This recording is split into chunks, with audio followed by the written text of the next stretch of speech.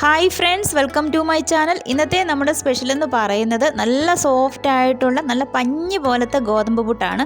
നമ്മളിപ്പോൾ രാവിലെ ഉണ്ടാക്കി വെച്ചാൽ തന്നെ വൈകുന്നേരം ആയാൽ പോലും അത് നല്ല പഞ്ഞി പോലെ തന്നെ ഇരിക്കും. നല്ല സോഫ്റ്റ് ആയിട്ടുള്ള ഈ ഗോതമ്പ് പുട്ട് എങ്ങനെയാണ് തയ്യാറാക്കുന്നതെന്നുള്ള റെസിപ്പിയാണ് ഇന്ന് കാണിക്കുന്നത്. അതുകൊണ്ട് സ്കിപ്പ് ചെയ്യല്ലേ, എല്ലാവരും മുഴുവനും ഒന്ന് കണ്ട് സപ്പോർട്ട് ചെയ്യണേ.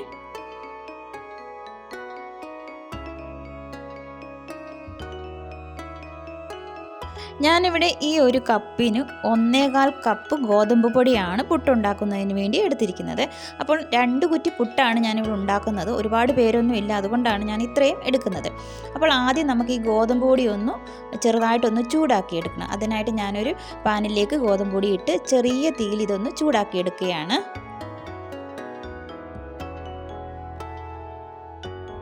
നമ്മളെപ്പോൾ ഗോതമ്പ് പുട്ടുണ്ടാക്കിയാലും ഇതുപോലെ ആദ്യം പൊടിയൊന്ന് വറുത്തെടുക്കണം. നമ്മൾ ഈ അരിപ്പൊടി കൊണ്ടാണെങ്കിലും പുട്ടുണ്ടാക്കുമ്പോൾ വറുത്ത അരിപ്പൊടി കൊണ്ടല്ലേ ഈ പുട്ടുണ്ടാക്കുന്നത്. അതുപോലെ തന്നെ ഗോതമ്പ് പൊടിയും ചെറുതായിട്ടൊന്ന് ചൂടാക്കിയിട്ട് ഉണ്ടാക്കുകയാണെങ്കിൽ ആ ഒരു പുട്ടിന് നല്ല ടേസ്റ്റ് ആയിരിക്കും. ഞാനെപ്പോൾ ഉണ്ടാക്കിയാലും ഇതുപോലെ ഒന്ന് ചൂടാക്കിയതിന് ശേഷമാണ് ഉണ്ടാക്കാറുള്ളത്. പിന്നെ ഇതിങ്ങനെ ചൂടാക്കുന്ന സമയത്ത് കൈവിടാതെ ഇളക്കി കൊടുത്തുകൊണ്ടിരിക്കണം. ചെറിയ തീയിലിട്ട് വേണം ഇത് ഒന്ന് ചൂടാക്കിയെടുക്കാനായിട്ട്. നമ്മുടെ ഈ ഗോതമ്പ് പൊടി ഉണ്ടല്ലോ, നമ്മൾ റോസ്റ്റ് ചെയ്യുന്ന സമയത്തുണ്ടല്ലോ നല്ലൊരു മണം കിട്ടും. അതിൻ്റെ അർത്ഥം നമ്മുടെ ഈ പൊടി നന്നായിട്ടൊന്ന് ചൂടാക്കി കിട്ടിയിട്ടുണ്ടെന്നാണ്. ഈ ഒരു സമയത്ത് പെട്ടെന്ന് തന്നെ സ്റ്റൗ ഓഫ് ചെയ്തിട്ട് നമ്മൾ വേറൊരു പാത്രത്തിലേക്ക് ഇത് മാറ്റി കൊടുക്കണം. അതല്ലെങ്കിൽ നമ്മൾ ചൂടാക്കിയ ആ ഒരു പാത്രത്തിൻ്റെ ചൂട് കൊണ്ട് തന്നെ അടിയിലുള്ള പൊടികളൊക്കെ കരിഞ്ഞു പോകും. അതുകൊണ്ട് പെട്ടെന്ന് തന്നെ മാറ്റി കൊടുക്കണം വേറൊരു പാത്രത്തിലേക്ക്. ഞാനിവിടെ ഈ ഒരു ഗോതമ്പ് പുട്ട് നല്ല ഹെൽത്തി ആയിട്ട് കുറച്ച് വെജിറ്റബിളൊക്കെ ചേർത്താണ് ഉണ്ടാക്കുന്നത്. അതുകൊണ്ട് ആദ്യം തന്നെ ഒരു പാൻ വെച്ച് അതിലേക്ക് 1 ടേബിൾ സ്പൂൺ അളവിൽ എണ്ണ ഒഴിച്ച് കൊടുത്തിട്ടുണ്ട്. ഇതിലേക്ക് 1/2 ടീസ്പൂൺ കടുക് ചേർത്ത് കടുക് ഒന്ന് പൊട്ടിക്കഴിഞ്ഞപ്പോൾ ഒരു ചെറിയ കഷ്ണം ഇഞ്ചി ഒന്ന് ചെറുതായിട്ടൊന്ന് ഗ്രേറ്റ് ചെയ്ത് ചേർത്ത് കൊടുത്തിട്ടുണ്ട്. ആ ഇഞ്ചിയുടെ ആ പച്ചമണമൊക്കെ ഒന്ന് മാറിക്കഴിയുമ്പോൾ ഇതിലേക്ക് നമുക്ക് വെജിറ്റബിളൊക്കെ ചേർത്ത് കൊടുക്കാം. അത് നമ്മുടെ കയ്യിൽ ഇഷ്ടമുള്ളത് ചേർത്ത് കൊടുക്കാം. ഞാനിവിടെ ക്യാരറ്റും ബീൻസും മാത്രമേ ചേർത്ത് കൊടുക്കുന്നുള്ളൂ. അപ്പോൾ ആദ്യം ഒരു സവാളയൊന്ന് കട്ട് ചെയ്തതും ബീൻസും കൂടി ചേർത്ത് കൊടുത്തിട്ടുണ്ട്. ഞാനിവിടെ ഈ വെജിറ്റബിളൊക്കെ ചേർത്ത് കൊടുക്കുന്നത് കൊണ്ട് ഈ ഒരു പുട്ട് കാണാനും നല്ല ഭംഗിയുണ്ടാകും. അതുപോലെ തന്നെ കഴിക്കാനും നല്ല ടേസ്റ്റാണ്. പ്രത്യേകിച്ച് കറികളൊന്നും വേണ്ട, അതൊന്നും ഇല്ലാതെ തന്നെ നമുക്കിത് കഴിക്കാനായിട്ട് പറ്റും. പിള്ളേർക്കൊക്കെ ആണെങ്കിൽ അവർക്ക് ഈ പച്ചക്കറിയൊക്കെ കഴിക്കാനായിട്ട് ഒരുപാട് ഇഷ്ടമൊന്നും ആയിരിക്കത്തില്ല. അപ്പോൾ ഇങ്ങനെയൊക്കെ ഒന്ന് ഉണ്ടാക്കി കൊടുക്കുകയാണെങ്കിൽ അവരും അങ്ങ് കഴിച്ചു പൊക്കോളും. അപ്പോൾ നമ്മൾ ആദ്യം ചേർത്ത് കൊടുത്തിരിക്കുന്ന ബീൻസും സവാളയൊക്കെ ഒന്ന് ചെറുതായിട്ടൊന്ന് വാടി വന്നപ്പോൾ ക്യാരറ്റ് ചേർത്ത് കൊടുത്തിട്ടുണ്ട്. ഒരു ക്യാരറ്റ് ഞാനൊന്ന് ചെറുതായിട്ടൊന്ന് ഗ്രേറ്റ് ചെയ്താണ് ചേർത്ത് കൊടുത്തിരിക്കുന്നത്. ഇനി നമുക്കിതിലേക്ക് കുറച്ച് ഉപ്പ് ചേർത്ത് കൊടുക്കാം. വളരെ കുറച്ച് മാത്രം ചേർത്ത് കൊടുത്താൽ മതി. ഇനി ചെറുതായിട്ടൊന്ന് ഇളക്കിയെടുത്താൽ മതിയേ. ഈ വെജിറ്റബിൾ ഒരുപാട് വഴറ്റിയെടുക്കേണ്ട കാര്യമൊന്നുമില്ല. ഒരു 2 മിനിറ്റ് ഒന്ന് വഴറ്റിയെടുത്താൽ മതി. ഇനി ഇതൊന്ന് നന്നായിട്ട് തണുക്കാനായിട്ട് നമുക്ക് വെക്കാം. ഈ വെജിറ്റബിളൊക്കെ നന്നായിട്ടൊന്ന് തണുക്കുന്ന സമയം കൊണ്ട് നമുക്ക് ഈ പുട്ടിനെ ഒന്ന് നനച്ചെടുക്കാം. ഞാൻ ഈ പുട്ടുപൊടിയിൽ നിന്നും കുറച്ച്, അതായത് ഒരു 3 ടേബിൾ സ്പൂൺ അളവിൽ പൊടിയൊന്ന് മാറ്റി വെക്കുകയാണ്. ഇത്രയേ എടുത്തിട്ടുള്ളൂ. ഇത് നമുക്ക് ആവശ്യം വരും പിന്നീട്, അതിന് വേണ്ടിയിട്ടാണ് എടുത്തിരിക്കുന്നത്. ഇനി ഇതിലേക്ക് കുറച്ച് ഉപ്പ് ചേർത്ത് കൊടുക്കാം. ഇനി നമുക്കിത് നന്നായിട്ടൊന്ന് ഇളക്കിയെടുക്കാം. ഞാനിവിടെ പച്ചവെള്ളത്തിലല്ല ഈ ഒരു പുട്ടിന് പൊടി നനച്ചെടുക്കുന്നത്, ചെറിയ ചൂടുവെള്ളമാണ് ഉപയോഗിച്ചിരിക്കുന്നത്. അപ്പോൾ നമ്മൾ ഈ ഗോതമ്പ് പുട്ട് ഉണ്ടാക്കുമ്പോൾ ചൂടുവെള്ളത്തിൽ തന്നെ നനച്ചെടുക്കാനായിട്ട് നോക്കുക. എങ്കിൽ മാത്രമേ നമുക്ക് നല്ല സോഫ്റ്റ് ആയിട്ടുള്ള ഗോതമ്പ് പുട്ട് ഉണ്ടാക്കാനായിട്ട് കഴിയുകയുള്ളൂ. അപ്പോൾ വെള്ളം ഒഴിച്ച് കൊടുക്കുമ്പോൾ ആദ്യമേ തന്നെ ഒരുപാട് വെള്ളം ഒഴിച്ച് കൊടുക്കല്ലേ, കുറേശ്ശെ വെള്ളം ഒഴിച്ച് വേണം പുട്ടിന് നനച്ചെടുക്കാനായിട്ട്. അപ്പോൾ ഞാനിവിടെ കുറച്ച് വെള്ളം ഒഴിച്ച് ഒന്ന് ചെറുതായിട്ട് നനച്ചെടുത്തിട്ടുണ്ട്. നമ്മൾ എത്രത്തോളം വെള്ളം ഇതിലേക്ക് ചേർത്ത് കൊടുത്തു എന്നുള്ളത് കൃത്യമായിട്ട് നമുക്ക് കണക്കൊന്നും പറയാൻ പറ്റത്തില്ല. വെള്ളം ഒരുപാട് കൂടിപ്പോയാൽ ഈ പൊടി ഉണ്ടല്ലോ കട്ട കുത്തും. അതുകൊണ്ട് വെള്ളം കുറച്ച് ചേർത്ത് കൊടുത്ത് വേണം നമ്മൾ പൊടി എപ്പോഴും നനച്ചെടുക്കാനായിട്ട്. അപ്പോൾ ഇതുപോലെ ഒന്ന് നനച്ചെടുത്താൽ മതി. ഞാൻ ആദ്യമേ പറഞ്ഞായിരുന്നു നല്ല സോഫ്റ്റ് ആയിട്ടുള്ള ഗോതമ്പ് പുട്ടാണെന്ന്. അപ്പോൾ നല്ല സോഫ്റ്റ് ആയിട്ടുള്ള പുട്ട് കിട്ടുന്നതിന് വേണ്ടി നമ്മൾ നനച്ച് വെച്ചിരിക്കുന്ന പൊടിയിൽ നിന്നും കുറച്ച് മിക്സിയുടെ ജാറിലേക്ക് ഇട്ട് കൊടുത്തിട്ടുണ്ട്. ഇതിൻ്റെ കൂടെ തന്നെ 1 ടേബിൾ സ്പൂൺ അളവിലാണ് എണ്ണ ഒഴിച്ച് കൊടുത്തിരിക്കുന്നത്. ഇനി നമ്മൾ ആദ്യം കുറച്ച് 3 ടേബിൾ സ്പൂൺ അളവിൽ പൊടിയെടുത്ത് മാറ്റി വെച്ചല്ലോ, അതിൽ നിന്നും 1 ടേബിൾ സ്പൂൺ അളവിൽ പൊടി ഇപ്പോൾ ഇതിലേക്ക് ചേർത്ത് കൊടുത്തിട്ടുണ്ട്. ഇനി നമുക്ക് ഇതൊന്ന് ചെറുതായിട്ട് മിക്സിയുടെ ജാറിലിട്ടൊന്ന് കറക്കിയെടുക്കാം.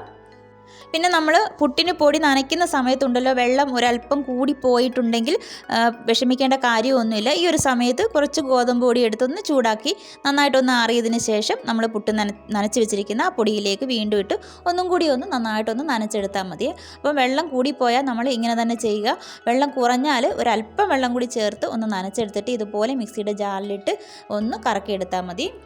ഞാനിവിടെ ഈ ഒരു പൊടിയിലേക്ക് കുറച്ച് എണ്ണ ഒഴിച്ചു കൊടുത്തു. അതുപോലെ തന്നെ നമ്മൾ മിക്സിയുടെ ജാറിലിട്ട് ചെറുതായിട്ടൊന്ന് കറക്കി എടുത്തിട്ടുണ്ട്. അതുകൊണ്ട് ഈ പുട്ടുപൊടി ഉണ്ടല്ലോ നല്ല സോഫ്റ്റായിട്ടാണ് ഇരിക്കുന്നത്. വൈകുന്നേരം ആയാലും ഈ പുട്ടുണ്ടല്ലോ നല്ല സോഫ്റ്റായിട്ട് തന്നെ ഇരിക്കും. ഇനി നമ്മൾ തണുക്കാനായിട്ട് വെച്ചിരിക്കുന്ന വെജിറ്റബിളും കൂടി ഇതിലേക്ക് ചേർത്ത് കൊടുത്തിട്ടുണ്ട്. ഇനി നമുക്ക് ഇത് നന്നായിട്ടൊന്ന് മിക്സ് ചെയ്തെടുക്കാം.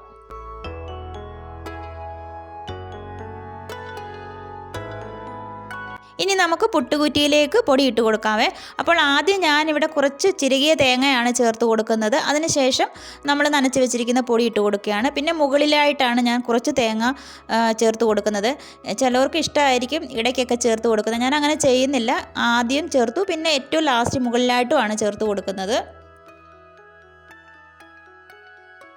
തേങ്ങയൊക്കെ ചേർത്ത് കൊടുത്തിട്ടുണ്ട്. ഇനി നമുക്ക് അടച്ച് വെച്ചത് പെട്ടെന്ന് തന്നെ ആവിയിൽ വേവിച്ചെടുക്കാം. ഞാനിവിടെ കുക്കറിലാണ് വെച്ച് വേവിച്ചെടുക്കാനായിട്ട് പോകുന്നത്, പുട്ടുകുടത്തിലല്ല. അപ്പോൾ കുക്കറിലേക്ക് വെള്ളം ഒഴിച്ച് കൊടുത്തിട്ടുണ്ട്. നന്നായിട്ട് ആവി വന്നിട്ടുണ്ട്. ഇനി നമുക്ക് പുട്ടുകുറ്റി ഇതിൻ്റെ മുകളിലേക്ക് പതിയെ വെച്ച് കൊടുത്തിട്ട് ഒരു 3-4 മിനിറ്റ് മതി. അപ്പോഴേക്ക് നമ്മുടെ പുട്ടൊക്കെ റെഡിയായി കിട്ടിയിട്ടുണ്ടാകും. അപ്പോൾ ഒരു 3 മിനിറ്റ് കഴിഞ്ഞപ്പോഴേക്കും നമ്മുടെ പുട്ടിന് നല്ലതുപോലെ ആവി വരുന്നുണ്ട്. ഒരു 2 മിനിറ്റ് കൂടെ കഴിഞ്ഞിട്ട് നമുക്ക് പെട്ടെന്ന് തന്നെ ഇത് പ്ലേറ്റിലേക്ക് മാറ്റി കൊടുക്കാം. അങ്ങനെ നമ്മുടെ ഹെൽത്തി ആയിട്ടുള്ള നല്ല സോഫ്റ്റ് ആയിട്ടുള്ള പുട്ട് ഉണ്ടാക്കിയെടുത്തിട്ടുണ്ട്. പിന്നെ നമ്മളിത് ഇങ്ങനെ കോല് കൊണ്ട് തട്ടിയിടുന്ന സമയത്തുണ്ടല്ലോ വളരെ സ്പീഡിലൊന്നും ചെയ്യരുത്. വളരെ സൂക്ഷിച്ച് പതിയെ മാത്രം ചെയ്യുക. എങ്കിൽ മാത്രമേ ഇത് പൊട്ടിപ്പോകാതെ നമുക്ക് കിട്ടത്തുള്ളൂ.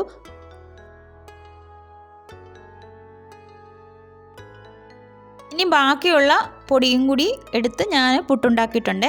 2 കുറ്റി പുട്ടിനുള്ള പൊടി മാത്രമേ എടുത്തിട്ടുണ്ടായിരുന്നുള്ളൂ. അപ്പോൾ 2 കുറ്റി പുട്ടും ഇവിടെ ഉണ്ടാക്കിയെടുത്തിട്ടുണ്ട്.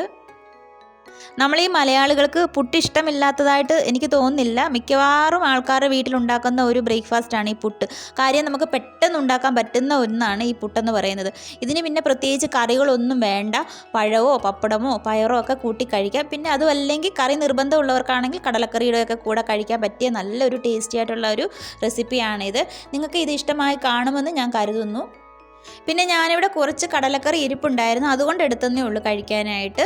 കടലക്കറിയോ അല്ലെങ്കിൽ കറികളുടെ ഒന്നും ആവശ്യമില്ല. അല്ലാതെ തന്നെ ചൂടോടുകൂടി കഴിക്കാനായിട്ട് നല്ല ടേസ്റ്റായിട്ടുള്ള ഈ ഒരു പുട്ടിൻ്റെ റെസിപ്പി നിങ്ങൾ കണ്ടുകൊണ്ടിരിക്കുന്ന സമയത്ത് നിങ്ങൾക്ക് ഇഷ്ടമായിട്ടുണ്ടെങ്കിൽ തീർച്ചയായിട്ടും ലൈക്ക് ചെയ്യുക.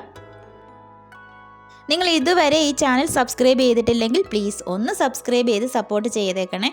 ഞാൻ പുതിയൊരു വീഡിയോയുമായിട്ട് വേഗം വരുന്നതാണ്. അപ്പോൾ എല്ലാവർക്കും താങ്ക് യു ഫോർ വാച്ചിങ്.